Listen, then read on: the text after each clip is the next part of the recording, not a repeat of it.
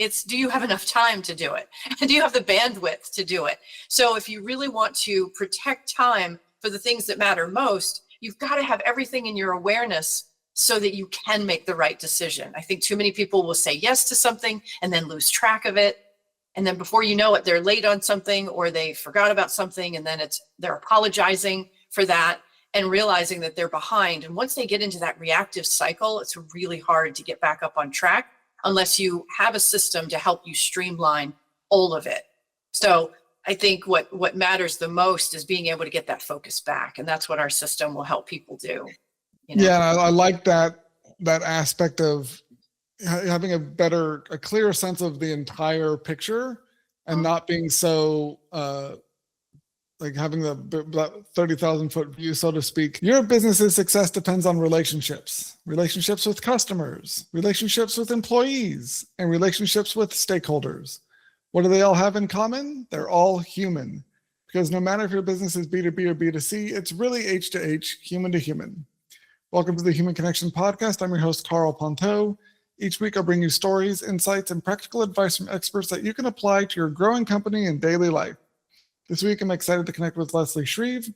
She is a consultant, coach, and trainer for workload management and efficiency, and she is the founder and CEO of Productive Day. Leslie is also the creator of Task-ology, the science of getting things done, an all-encompassing system for managing tasks, time, email, information, and more. For more than 22 years, Leslie has worked with corporate leaders and professionals from more than 30 different industries to show them how to gain 1 to 2 hours back in their workday, spend up to 50% less time in their email inbox, and not only gather, but prioritize and accomplish tasks faster and easier without complicated systems or stress. Congrats on helping leaders from over 30 industries, and welcome to the Human Connection Podcast. Thank you, Carl. It's great to be here. Yeah, I'm really excited to have you on the show because I think one of the things that stands in the way, or that keeps people from forming sort of connections with their teams as a leader, is they feel so bogged down with all the tasks and all the things the responsibilities they have, especially in a startup space where you're often wearing many hats. And so I'd love to hear more about your suggestions for how people can, why simplifying their work and how they work is so critical for reducing their stress and improving the quality of their life and their work. Yes, I can certainly expand on that, because that is one of the main parts of my mission here. Definitely simplifying everyone's workday, because it has become so complicated, and not just because of technology or even AI, which is, the latest and greatest on everybody's mind. But from the very beginning, a workday can be complicated if someone does not have ideal processes in place for managing the many tasks that are on their plate, or the many emails that roll into their inbox and scroll off the screen. If they have a process or a routine that they've been using for years, I find that a lot of people are coming to Productive Day to ask for help because their old routines are not serving them anymore. Maybe their team is growing. Maybe their business is growing. Maybe they changed jobs and now they're higher up on the ladder with more people to take care of, more people to spend time with, or even more responsibilities or more territory. It depends on their industry, their job, and their role in the business. So what used to work isn't working anymore. And unfortunately, they are under a lot of stress because their workday is complicated now. They've got tasks coming from more than 10 different sources in their workday. They've got email, of course, which is the most frustrating, but they also have phone calls and texts and IMs and DMs and CRMs and social media and meetings and hallway conversations. They've got everything coming at them all the time. And on top of that, with added technology, like a new system for maybe project management or a Teams app, they come to me and say, Leslie, I've got one more place to check now. And it's hard for them to keep track of all of that. And then when they have to pivot in their day, because priorities are shifting all the time, which really makes things murky, they want to pivot, but they don't want to do it at a huge risk. And so what's happening is that they're going to turn on a dime, but now they're missing, losing, or forgetting something. And that's because they don't really have an airtight system to rely on to keep them moving forward seamlessly without missing anything. And now we've got all these platforms and tools that are offered to people. So what I was just listing off were all the sources of tasks, but now let's talk about the tools that people grab or look for. I mean, I've had people come to me and say, Leslie, I've tried everything under the sun. I've tried different planners, I've tried apps, I've tried different software. And so what they're relying on mainly these days is paper. So that's your legal pads, steno pads, spiral notebooks, planners, and all of that, which sadly is one of the worst ways to keep track of things to do, because paper is always going to be a partial list. They're not going to be including all the gazillion other things that are sitting at those other sources that I just listed off. And that right there complicates their workday. So what ends up happening, to your point about human to human and spending time, let's say with your team or certain people that you want to train, or maybe you're trying to just get more time for yourself as a leader to think strategically or innovatively or creatively, that time is gone because of the rushed reactive work days that these leaders find themselves in. And they're just jumping from thing to thing. And then they've got interruptions and distractions and multitasking and the rings, the dings and the pings, and without a system to really keep them on track, they're losing that time that they could spend more productively, either for themselves or just, maybe they get their work done during the day in that time that they get, because now they have more time and now they can enjoy more life after work. In the workday, they might have more time now to be strategic or to train their people or just spend time with their people to grow them and help them develop. It's a lot of different things people want to do with their time if they could only get more of it. So yes, my mission is to absolutely simplify that workday so that they can have that time back.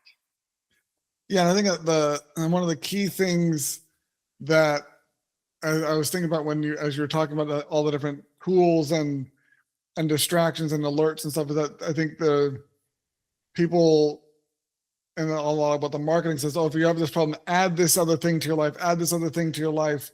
When in reality, it seems like the better thing to do is to cut things out and to stop using things, or to kind of consolidate. So instead of having Slack and Instagram and social media, and the emails, all these other little alerts popping up, or having the more, and I'm sure some of your systems and processes that you talk about help people say no, what you're just saying no to, and just cutting out and delegating or not doing anymore you're currently doing, because like I said at the beginning, it just doesn't work anymore. And so the first thing to do, I'm from my understanding of these sort of systems, is cut out the stuff that you don't need to be doing first, and it's just not important, that you kind of just been doing out of habit or unconsciously, and then figure out who else can be doing some of these things besides you, so they're not on your plate, and just freeing up your time. I think the easiest way is just by starting to say no more. And I think people don't realize how powerful and liberating it is when you're able to understand what you can say no to, and actually saying no to those things, because by saying no to that, you're able to say yes to a lot more things that actually matter. And when you do say yes to everything, you're basically saying no to all of them, because you're never going to get them all done. Mm-hmm. So I'd love to hear more about your approach to that, because that's got to be one of the hardest things, at least from in the US, kind of Western world, is that idea of saying no, or moving forward by by cutting things out and not adding more, because we're kind of a society of always add more, bigger, larger, more. But I think really the way forward for a lot of people is going smaller, leaner, saying no to more and doing it less, not because you're not losing anything, you're actually gaining a lot by giving up all the extra burden you're carrying around all the time. It's increasing their focus on what really matters the most. So whether you're in a team, you're on a team, or you're in a department, or you're running a whole company, when you narrow your focus down to what really matters, what really moves the business forward, what initiatives are really going to make a difference in your day, in the month, in the year, in the bottom line, when we can narrow that focus to just those things that need to be done to make that kind of progress, you're absolutely right. You're saying yes to that. And that means you're going to have to say no to a bunch of other things that may cross your path and steer you off the path. But if you're aware of everything that's really being asked of you, or aware of all the opportunities and the possibilities, that's when you have the ability to compare those and then make really smart decisions about how to spend your time. I think one of the problems that people are facing right now, one of the challenges that they have, is that they're kind of flying blind through their day because they're not aware of all of the things that are being asked of them, whether it's coming through a phone call or email or at a meeting. They are aware of it in the sense that it crossed their vision at one point, but if they're not adding it to a system or really thinking about, gosh, how much is really on my plate right now? What did I say yes to? Because people want to be helpful. They love to feel capable and able to help other people. They want to say yes. But the problem is it's not the idea of can you do it? It's do you have enough time to do it? And do you have the bandwidth to do it? So if you really want to protect time for the things that matter most, you've got to have everything in your awareness so that you can make the right decision. I think too many people will say yes to something and then lose track of it. And then before you know it, they're late on something or they forgot about something, and then they're apologizing for that and realizing that they're behind. And once they get into that reactive cycle, it's really hard to get back up on track unless you have a system to help you streamline all of it. So I think what matters the most is being able to get that focus back. And that's what our system will help people do. You know? Yeah, I like that aspect of having a clearer sense of the entire picture and not being so like having the 30,000 foot view, so to speak. And a couple things that came to mind when you were talking. You mentioned that when we can actually do this, to have the bandwidth to it. I think it actually came from a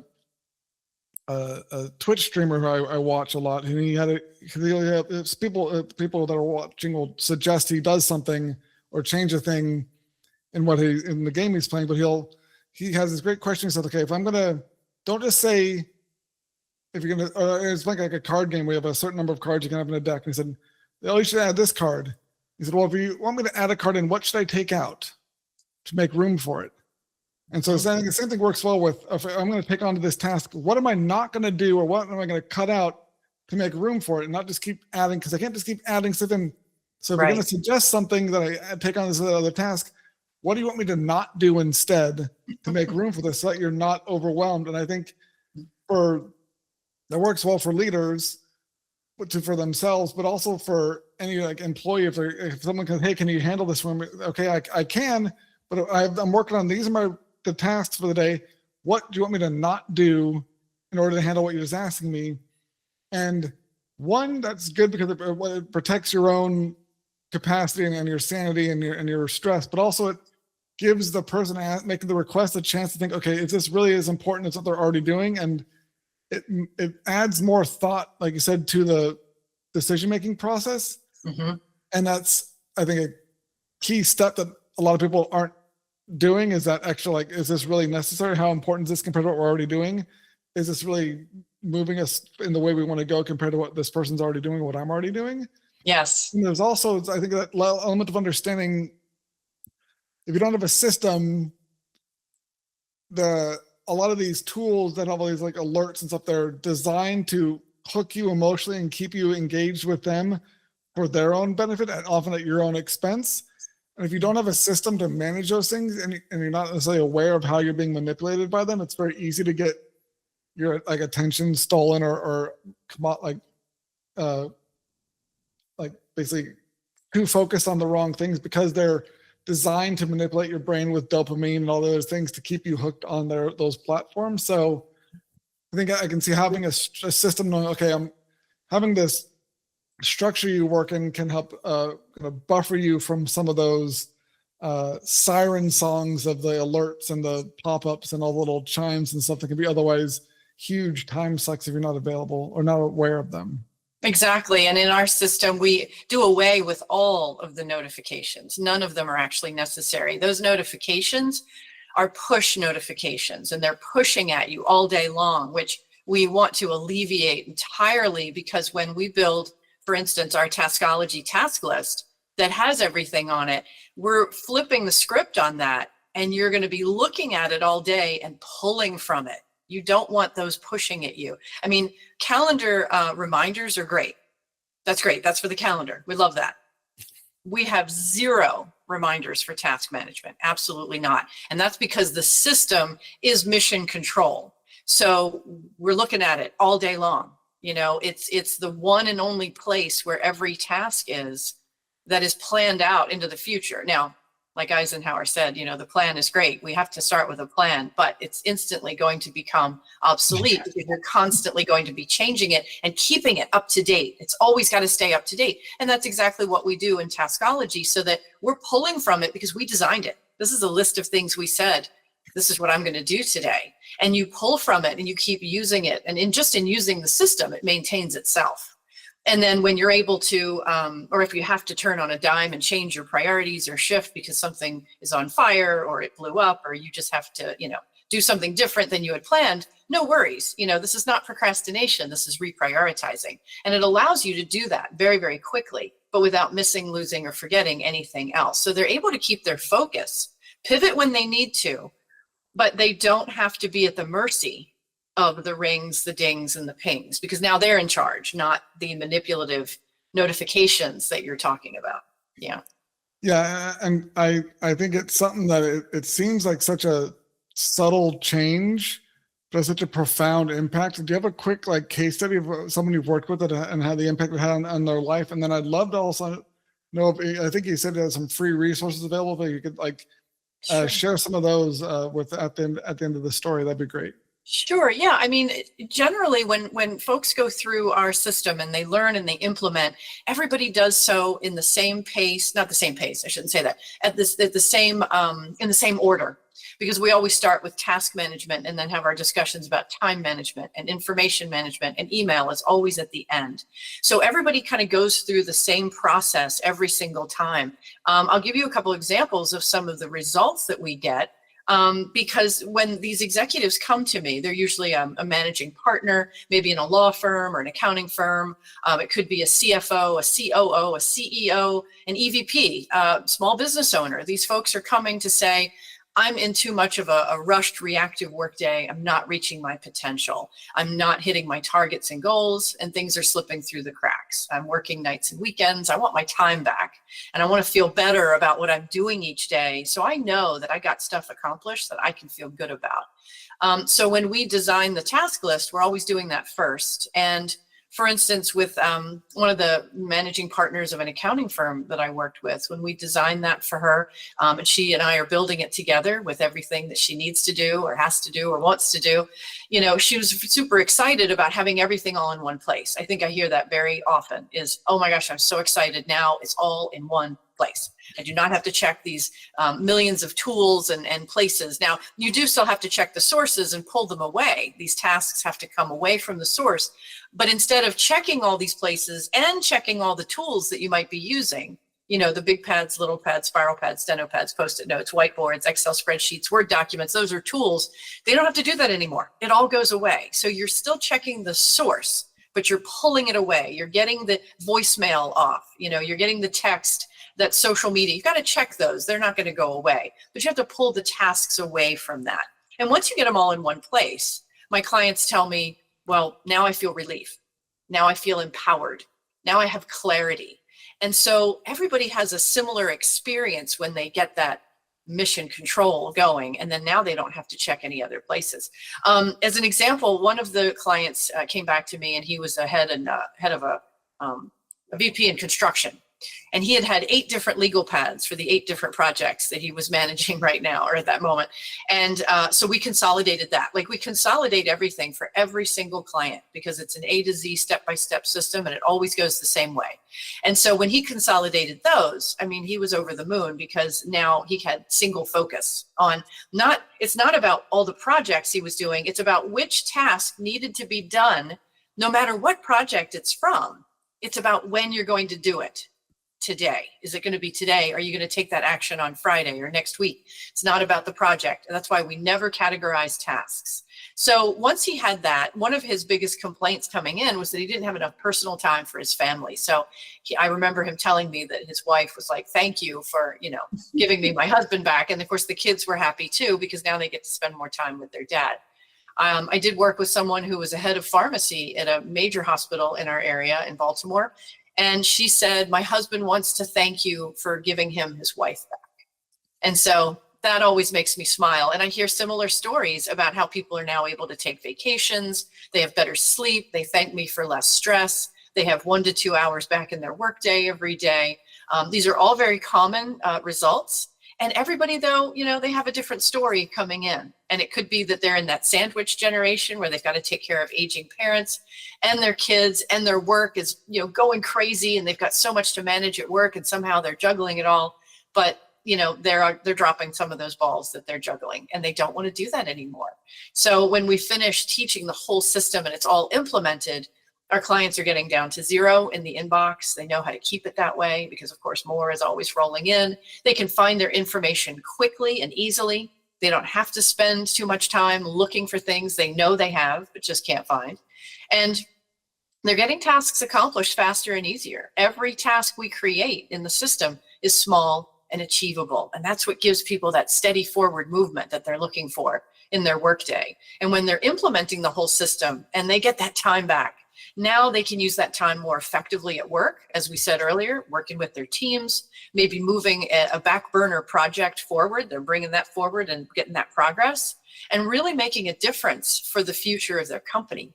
And or they're actually able to unplug when they get home. And that's really the end all be all is happier. A happier person is a more productive person, and a more productive person is a happier person. Awesome. And so you said you had some free resources for people. Where can they find those? Yes, on productiveday.com, we have a couple of free resources like the Productive Day Smart Steps, which is an audio series. We also have the Productive Day Quiz, which is what's your #1 productivity blind spot. You'll get special reports following that quiz. And also a special report, we have the 7 surprising secrets to saving time. And of course, you can always get a workday breakthrough call with me. So always a free call if somebody wants to chat. Awesome. Well, thank you so much for connecting with me today, Leslie. If you enjoyed this episode of the Human Connection podcast, please leave a review, and share it. If you want to connect with myself or Leslie, check out the links in the show notes. And remember, no matter if your business is B2B or B2C, it's really H to H, human to human. Happy connecting.